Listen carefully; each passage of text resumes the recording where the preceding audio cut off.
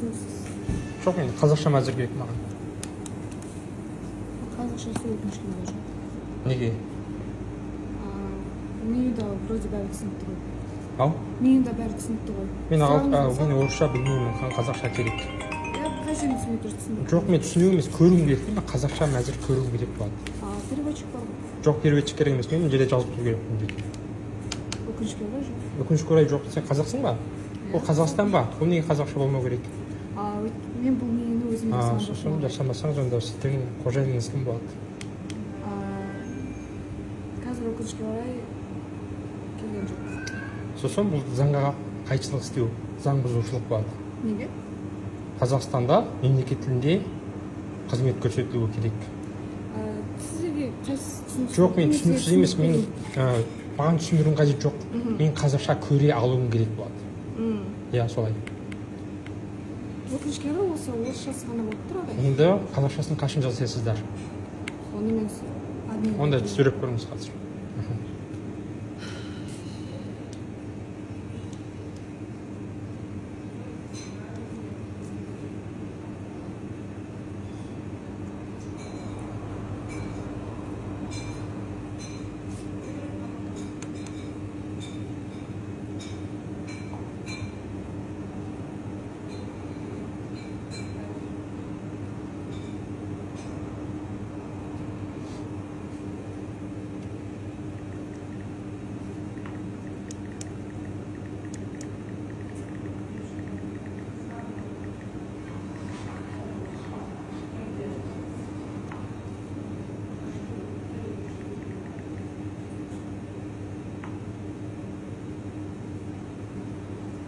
Админ келеді, админ сөйлесеміз болады өзіңіз. Қашан келеді? Қазір келе ма? Плотиктен өтті. Сіздің скрепкаларыңыз өзі барлығы орысша тұр да, осылай ма? Андағыңыз орысша тұр. Маған қазақша болу керек барлығы. Толығымен қазақша. Менің қызымдарыма сөйлесіп жатырсыз. Сіз алдымен сіз айттыңыз, бұл жерде қазақша болмаса болады деп тұрсыз, солай ма? Жоқ, қарасаңызшы, сіз тыңдасаңызшы, сізге сөйлеп жатырмын. Бізде әр столда QR меню бар. Біз QR менюдің ішінде арнайы қазақта, орыс тілінде де меню қосқанбыз. Бұл меню бізде тек қана кассаның алдында қойылатын ғана ескі түрі. Өйткені бізге кейбір кісілер келеді, мысалы үлкен кісілер, олар QR менюмен қарай алмайды, сол үшін бізде осы меню тұрады. Керек болса біз қазақ тіліне де аударып, былай айтып бере аламыз. Кассаның алдында да QR меню тұр. Сіз қазір без основания келесіз, менің персоналыма, мен жоқ кезінде білмейсіз не дегенсіз, бірақ из-за того, что қазақша меню жоқ болған соң, сіз вы на нее наезжаетесь, так сказать. Мен түсінбеймін, орысша түсінбеймін. Жақсы орысша түсінбесеңіз, қазақша айтайын. Сіз келіп менің қызыма сөйлеп жатырсыз. Менде жұмыс істейтін қызға. Не деп сөйледім? Жоқ, қазақ тілінде меню болмаған үшін мен бұл жерде болған жоқпын. Бірақ неге сіз оны видеоға түсіресіз? Біріншіден мен бетін видеоға түсіргем жоқпын. Екіншіден, Қазақстанда мен тұтынушымын. Тұтынушы ретінде мені ақша төлейтін жерінде қалай видеоға түсіремін, ол еркім болады. Бірақ сіз заведениенің ішін түсіре аласыз. Жеке тұлғаны түсіре алмайсыз. Жеке тұлғаны түсірмедім, бетін түсірмедім. Мына жерге тастап көрсем, көрсетуіме болады қазір. Полиция шақырыңыз. Менің телефонымды көру үшін сіз полиция шақырып көре аласыз. Сіз шақырыңыз. Мен шақыра алмаймын. Мен көрем деп тұрғам жоқ қой. Сіз бұл жерде өтініш беріп тұрғансыз. Сіз көрем деп тұрсыз ба? Онда полицияны сіз шақырасыз. Бірақ сіз бұл жерде видеоға түсіруге ешқандай құқыңыз жоқ.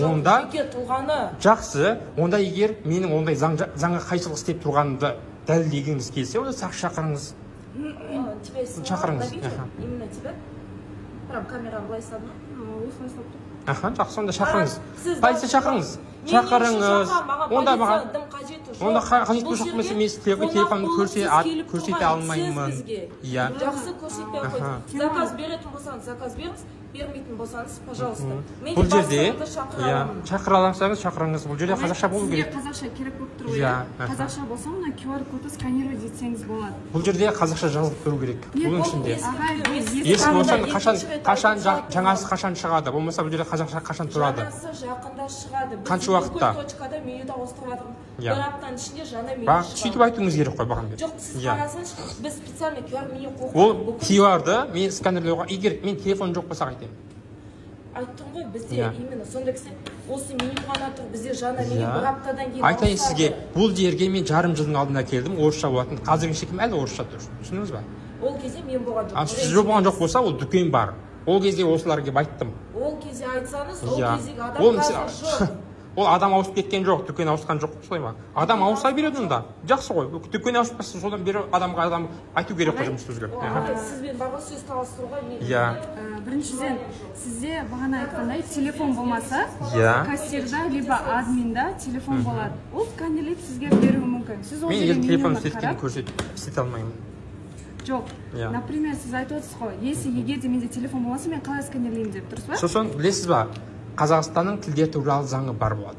Оның ішінде айтылған әрқандай жерде қызмет орында орыс тілі болмай болады. Бірақ та ол қазақ тілі бар болған жағдайда жанында орыс тілі тұрады. Ал енді орыс тілі ол жалғыз өзі тұра алмайды. Нет, тыңдаңыз.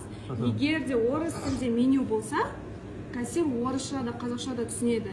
Түсінбеген жайтта сіз сұрауыңызға болады. Жоқ, мен сұрағым келмейді. Бұл жерде мен қазақшаны көргім келеді. Жоқ, сіз бүкіл кафеге солай барыңыз, баристаға барыңыз, мен өзгертіп қойдым. Иіздің ішіне барыңыз, өзгертіп қойдым. Дегірменге барыңыз, өзгертіп қойдым. Менің жұмысым барлық жерде келіп қазақшаға өтініш ету солай.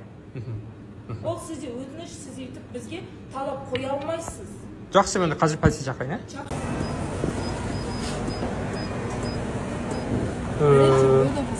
алдың жолы мен сізге айтып едім ғой, қазақша болсын деп. Мен бір ай болған, бір ай болды ғой. Бізде әлі ешқайсы асқан жоқ, өйткені менюге алынып тасталады мен қосылатын заттар бар. Енді сіздердің ол алып тастайтын қосылатын заттарыңыз бір ай болғанда өзгеріп қала алмай ма не? Бірақ та орысша дұрыс тұра береді, бірақ та қазақша дұрыс тұра алмай, солай ма?